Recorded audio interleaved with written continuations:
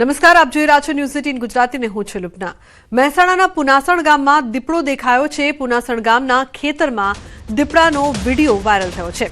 ખેતરમાં કામ કરી રહેલા ખેડૂતે દીપડો દેખાયો હોવાનો વિડીયો વાયરલ કર્યો છે। દીપડો દેખાતા ગ્રામજનોમાં ભયનો માહોલ જોવા મળી રહ્યો છે। તો ઘટનાની જાણ વન વિભાગને થતા આરએફઓ, ફોરેસ્ટર સહિત સ્ટાફ ઘટના સ્થળે દોડી આવ્યો હતો તેમજ વન વિભાગ દ્વારા આજુબાજુના ગ્રામજનોને સાવચેત રહેવાની સૂચના અપાઈ છે। તો ગામમાં દીપડો દેખાતા ભયનો માહોલ છે। અવારનવાર વિસ્તારમાં દીપડો દેખાય છે। ખેતરમાં દીપડાનો આ વિડીયો છે તે વાયરલ થઈ રહ્યો છે। કેતન જોડાયા છે ફોન લાઈન પર વધુ માહિતી આપવા માટે। કેતન, શું વધુ વિગત સમગ્ર મામલે? ચોક્કસથી જણાવી દઉં કે મહેસાણાના પુનાસણ ગામના ખેતરમાં દીપડો હોવાનો જે વિડીયો હોય તે હાલમાં સોશિયલ મીડિયામાં વાયરલ થયો છે। ખેતરમાં કામ કરી રહેલ ખેડૂતને આ દીપડો દેખાયો હોવાનો જે વિડીયો છે તે હાલમાં વાયરલ થઈ રહ્યો છે। પુનાસણ ખેતરમાં જે દીપડો દેખાતા હાલમાં જે ગ્રામજનોમાં જે ભયનો જે માહોલ હોય છે જોવા મળેલી છે। આ જે ઘટના હોય છે ઘટનાની જાણ વન વિભાગને થતા આરએફઓ, ફોરેસ્ટ સહિતના જે સ્ટાફ હોય છે તે ઘટના સ્થળે પહોંચી અને જે વધુ તપાસ કરવામાં આવી રહી છે। જી બિલકુલ કેતન, આભાર સમગ્ર માહિતી બદલ। તો બીજી તરફ જૂનાગઢના ગ્રામ્ય પંથકમાં સિંહના આટાફેરા। દુધાળા ગીર ગામમાં સિંહે શિકાર કર્યો। શિકારની ઘટનાના સીસીટીવી સામે આવ્યા છે। માળિયા હાટીનાના દુધાળ ગીર ગામની આ સમગ્ર ઘટના છે। શિકાર છોડીને સિંહ ભાગ્યો હતો। 2 દિવસ પહેલાની આ ઘટના છે। તો એક જ રાતમાં 4 પશુઓનો શિકાર કર્યો છે જેના કારણે ગ્રામજનોમાં ભયનો માહોલ છે। તો એક જ રાતમાં 4 પશુનો શિકાર કરવામાં આવ્યો છે। સિંહના આટાફેરા સતત વધતા જોવા મળી રહ્યા છે। દુધાળા ગીર ગામમાં સિંહે શિકાર કર્યો અને શિકારની આ ઘટના છે તે સીસીટીવીમાં કેદ થઈ છે। કઈ રીતે સિંહ આવે છે અને એક જ રાતમાં 4 પશુઓને પોતાનો શિકાર બનાવે છે। અમાર જોડાયા છે વધુ માહિતી આપવા માટે। અમારે એક જ રાતમાં 4 પશુનો શિકાર, શું વધુ માહિતી? લુપના ચોક્કસ કે જૂનાગઢ સહિત ગ્રામ્ય પંથકમાં સિંહોના આટાફેરા છે તે વધ્યા છે। ખાસ કરીને રાત્રિના સમયે શિકારની શોધમાં સિંહો આવી ચડતા હોય છે। ત્યારે માળિયા હાટીનાનું જે દુધાળા ગીર ગામ છે ત્યાં 2 દિવસ પહેલા રાત્રિના સમયે એક ડાલા મથો આવી ચડ્યો હતો અને તેણે પશુના શિકાર કર્યા હતા। એક બાદ એક 4 જેટલા પશુના શિકાર કર્યા હતા। લોકોમાં ભય છે। સ્થાનિક લોકોનું માનીએ તો આ વિસ્તારની અંદર છેલ્લા 2 વર્ષથી સિંહોની અવરજવર નહોતી, પરંતુ 2 દિવસ પહેલા ફરી એકવાર સિંહ દેખાયો છે અને જેને લઈને લોકોમાં ભયનો માહોલ છે। લાઈવ દ્રશ્યો છે સિંહના શિકાર દ્વારા જે શિકાર કરવામાં આવે છે તેના તે પણ સામે આવ્યા છે। હાલ વન વિભાગને ઘટનાની જાણ કરવામાં આવી છે। જી બિલકુલ, આભાર સમગ્ર માહિતી બદલ। તાપીમાં ટ્યુશન સંચાલકની કરતૂત સામે આવી છે। ટ્યુશન સંચાલકે તરુણી સાથે કરી જાતીય સતામણી। વાલોડમાં ટ્યુશન સંચાલક અસવદ હૈદર શેખે જાતીય સતામણી કરીને મારી નાખવાની ધમકી આપી હતી। અન્ય વિદ્યાર્થીઓને ક્લાસવર્ક આપીને તરુણીને મુખ્ય હોલ પાછળ રૂમમાં બોલાવીને જાતીય સતામણી કરતો માતા પિતાને જાણ થતાં લંપટનું ભાંડું ફૂટ્યું છે। તો પોલીસે ટ્યુશન સંચાલકની ધરપકડ કરી છે। પોક્સો એક્ટ હેઠળ ગુનો નોંધીને વધુ કાર્યવાહી હાથ ધરાઈ છે। અન્ય સમાચાર મહેસાણાથી। મહેસાણામાં ઘઉંના ઊભા પાકમાં ઓઇલ ફરી વળ્યું છે। ઓએનજીસીની વધુ એક બેદરકારી સામે આવી છે। બહુચરાજીના કનોડા ગામમાંથી પસાર થાય છે પાઇપલાઇન। ઓએનજીસીના પાપે ખેડૂતના ઊભા પાકને નુકસાન થયું છે।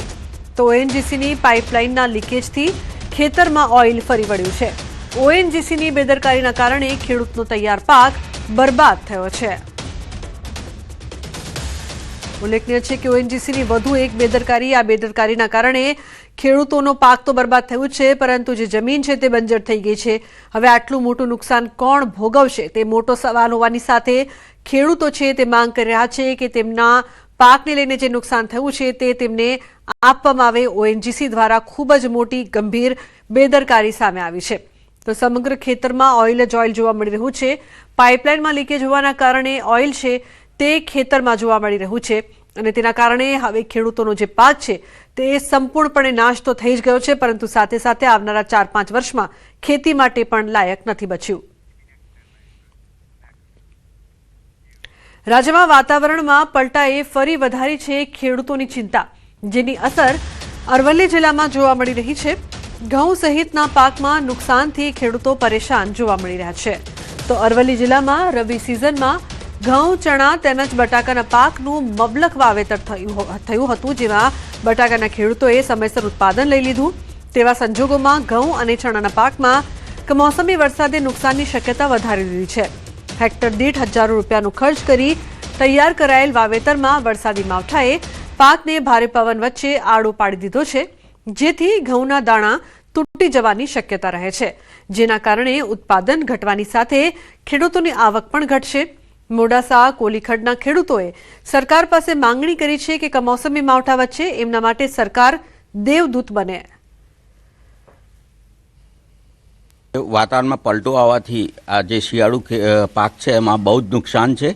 અત્યારે જો આ પવનો ફૂંકાઈ રહ્યા છે અને વાદળ પણ આવી રહ્યા છે, તેથી ઘઉંની ખેતીમાં ઘઉં પડી જાય છે ખેતરમાં, એનાથી ઘણું મોટું નુકસાન થાય એવું છે. જો નુકસાન ઘઉં પાત્રો પડે તો એનો ભાવ પણ ના મળે, અને અત્યારે જોવા જઈએ તો ચણામાં પણ નુકસાન જ છે. આ ઘઉં અને ચણાના પાક, જે ચણાનો પાક છે બરાબર, જો ઘઉં આડા પડી જાય તો કાળી ટપકી અને પાતરા પડી જાય તો ભાવ ના મળે બરાબર. ખેડૂતે એકર દીઠ સારો એવો ખર્ચો કરેલો છે બરાબર. અને જો વર્તન સરકારશ્રીને એવી વિનંતી છે કે જો કદાચ આ નુકસાન થાય તો આના પર વિચાર ના કરે. સતત છેલ્લા 2 દિવસથી વાતાવરણમાં પલટાના કારણે ધરતીનો તાત ચિંતામાં મુકાયો છે. આપણે અત્યારે મોડાસાના કોલીખડ ગામે પહોંચ્યા છે.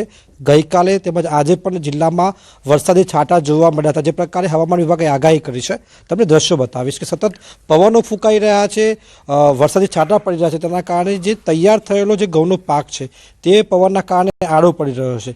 જે દાણા ઘઉંના પાક ઉપર જોવા મળી રહ્યા છે, નીચે પડવાના કારણે દાણા તૂટી જાય છે અથવા તો એમાં નુકસાન જોવા મળી રહી છે, રોગચાળો ફેલાઈ રહ્યો છે, ત્યારે ખેડૂત ચિંતામાં મુકાયો છે.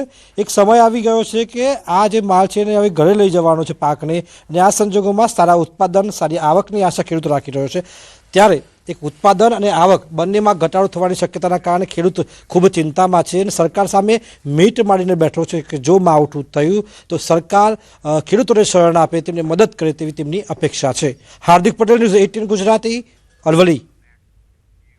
ભારતીય શેર બજારમાં મોટો કડાકો નોંધાયો છે. સેન્સેક્સ 1000થી વધુ પોઈન્ટ તૂટ્યું છે, તો મિડ કેપ નિફ્ટીમાં 500થી વધુ પોઈન્ટ્સનો ઘટાડો નોંધાયો છે. બેંક નિફ્ટીમાં પણ 250થી વધુ પોઈન્ટનો કડાકો નોંધાયો છે. આઈટી કંપનીના શેરમાં સતત વેચવાલી. તો બેંક નિફ્ટીમાં પણ 250થી વધુનો કડાકો. આઈટી કંપનીમાં શેરમાં સતત વેચવાલી જોવા મળી રહી છે. ભારતીય શેર બજારમાં રોકાણકારોના નાણાંનું ધોવાણ થયું છે. તો સેન્સેક્સમાં 1000થી વધુ પોઈન્ટનો કડાકો નોંધાયો છે. મિડ કેપ નિફ્ટીમાં 500થી વધુ પોઈન્ટનો ઘટાડો નોંધાયો છે. તો બેંક નિફ્ટીમાં 250થી વધુ પોઈન્ટ્સ તૂટ્યા છે. આઈટી કંપનીના શેરોમાં વેચવાલી યથાવત જોવા મળી રહી છે. આઈટી કંપનીના શેરમાં સતત વેચવાલીની વચ્ચે બજારમાં રોકાણકારોના નાણાં છે તે ધોવાઈ રહ્યા છે. છોટાઉદેપુર જિલ્લામાં આ વર્ષે કપાસનું ઉત્પાદન સારું આવ્યું હોવા છતાં ખેડૂતો સામે ખરીદી બંધ થવાના કારણે ચિંતા વધી ગઈ છે.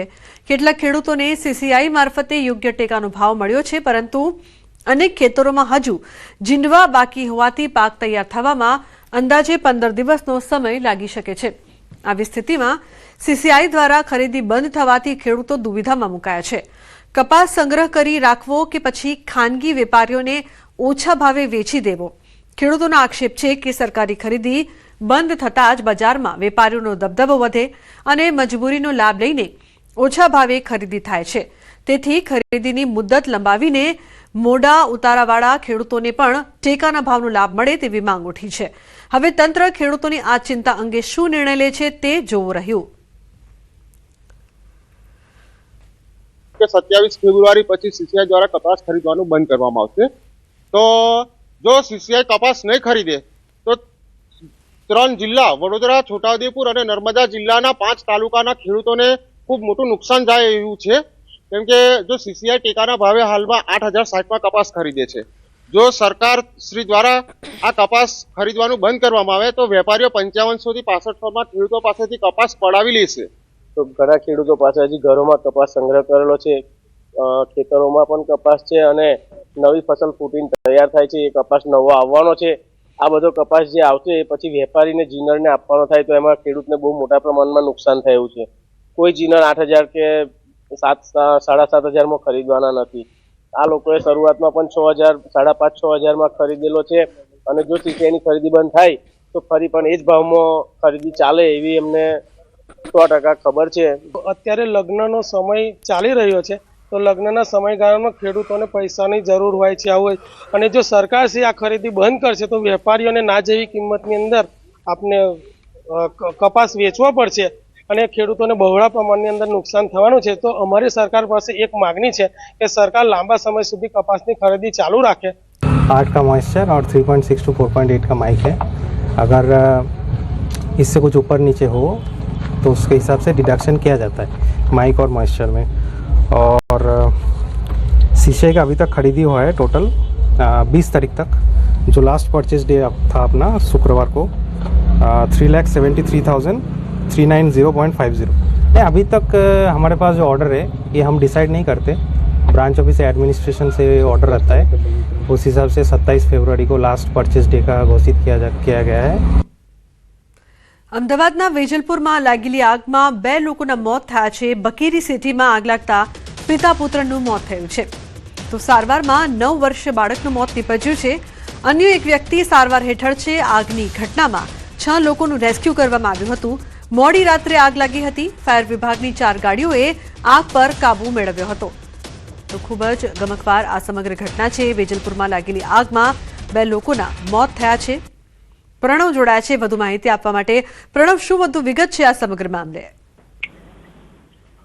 ચોક્કસ કહી શકાય કે અમદાવાદના વેજલપુર વિસ્તારમાં આવેલી કૃષ્ણનગર કલાપી જે વિસ્તાર કહેવામાં, સોસાયટી કહેવામાં આવે છે, તેમાં ગત મોડી રાતે ફાયર વિભાગને કોલ મળ્યો હતો. ફાયર વિભાગની ટીમ ત્યાં પહોંચી હતી. તે દરમિયાન જે આગ છે તે વધુ પ્રસરી ગઈ હતી અને તેના જ કારણે 6 લોકોનું રેસ્ક્યુ કરવાની ફરજ ફાયર વિભાગને પડી હતી. તેમાંથી 3 વ્યક્તિઓનો આબાદ બચાવ થયો હતો. 3 મહિલાઓ હતી. પરંતુ જે ગોહિલ પરિવાર જે મકાનની અંદર હતો તેમાંથી 3 વ્યક્તિઓને, તેમાં પતિ, પત્ની અને પુત્ર, તે 3 વ્યક્તિઓને છે બેભાન અવસ્થામાં 108ના મારફતે હોસ્પિટલ ખસેડાયા હતા. પરંતુ હોસ્પિટલ પહોંચે તેની પહેલા જ જે પુત્ર અને જે પિતા છે, 9 વર્ષીય શાશ્વત અને 38 વર્ષીય ધ્રુવ ગોહિલ, આ બંને પિતા અને પુત્રનું મોત નીપજ્યું હતું અને જેના પત્ની હતા તે મિત્તલ ગોહિલ, તેઓની હાલ સોલા સિવિલ ખાતે સારવાર પણ ચાલી રહી છે. ચોક્કસ એ ગમગાર આગ જે લાગી હતી તેના જ કારણે રાત્રિના દરમિયાન આગની ઘટના બની હતી અને તેમાં 2 વ્યક્તિઓના જીવ છે તે ગુમાવવાનો વારો આવ્યો હતો. ફાયર વિભાગની ટીમ પહોંચી હતી. ફાયર વિભાગની 4 જેટલી ટીમો પહોંચીને આગ પર કાબુ મેળવી લીધો હતો. પરંતુ જે રીતે આગ પ્રસરી હતી તેના કારણે જે ધુમાડો થયો હતો અને તેના જ કારણે જે લોકો તેમાં બંધ થયા હતા એ આખો પરિવાર છે તે આગમાં બંધ થવા હોવાને કારણે તેમાંથી 2 વ્યક્તિઓ છે તેના મોત થયા છે અને એક વ્યક્તિ જે મહિલા છે મિત્તલ ગોહિલ નામના, તે સંપૂર્ણ દાઝી ગયા છે. તેની હાલ સારવાર પણ ચાલી રહી છે. હાલ પોલીસે અકસ્માતી ગુનો નોંધી આગળની કાર્યવાહી પણ અહીં હાથ ધરી છે. જી બિલકુલ પ્રણવ, આભાર સમગ્ર માહિતી બદલ. અન્ય સમાચાર, અમદાવાદથી ક્રાઇમ કોન્ફરન્સનું આયોજન કરાયું છે. પોલીસ કમિશનરની અધ્યક્ષતામાં કોન્ફરન્સ યોજાઈ. કાયદો અને વ્યવસ્થાની સ્થિતિ અંગે ચર્ચા કરાઈ. સાયબર ક્રાઇમ, ડ્રગ્સ, ટ્રાફિકની સમસ્યા પર ચર્ચા. વધતી ગુનાખોરીને અટકાવવા માટે પ્લાન બનાવાશે. છેલ્લા 3 વર્ષમાં થયેલા ક્રાઇમની સ્થિતિ અંગે પણ ચર્ચા. આજે આપણે અમદાવાદમાં ઇન્સ્પેક્ટર અને ઉપરી અધિકારીના તમામના ક્રાઇમ કોન્ફરન્સ લેવામાં આવી રહી છે. એમાં છેલ્લા 3 વર્ષના એટલે 2023, 24 અને 25 એના ક્રાઇમના શું પોઝિશન છે, પોલીસના જે મુખ્ય કામ હોય છે કે ક્રાઇમને કંટ્રોલ કરવાનું, શોધવાનું, ગુનાને શું પોઝિશન છે અને પછી કાયદો અને વ્યવસ્થા જાળવવાનું, એ બધાની ચર્ચા. અને આ સિવાય બીજા પણ જે મુદ્દાઓ છે, ડ્રગ્સના ઇસ્યુ છે, ટ્રાફિકના ઇસ્યુ છે, બીજા પણ મુદ્દાઓની પણ ચર્ચા કરવામાં આવી.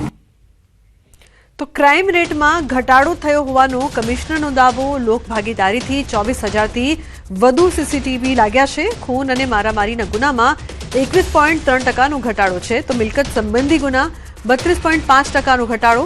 ક્રાઇમ ડિટેક્શનમાં સફળતા મળી રહી છે. મને કહેતા બહુ ગર્વ થાય છે કે ક્રાઇમ ખૂબ જ કાબુ હેઠળ છે. હું તમને આંકડાકીય અગર બતાવીએ, શરીર સંબંધી ગુનાઓ જેમાં ખૂનની કોશિશ અને મારામારી વગેરે તમામ આવે છે એ 2023 में 2167 હતા, પછી 24 में 1925 અને 25 में 1705 રહી ગયા. એટલે જોઈએ તો 23 થી 25 માં 21.3%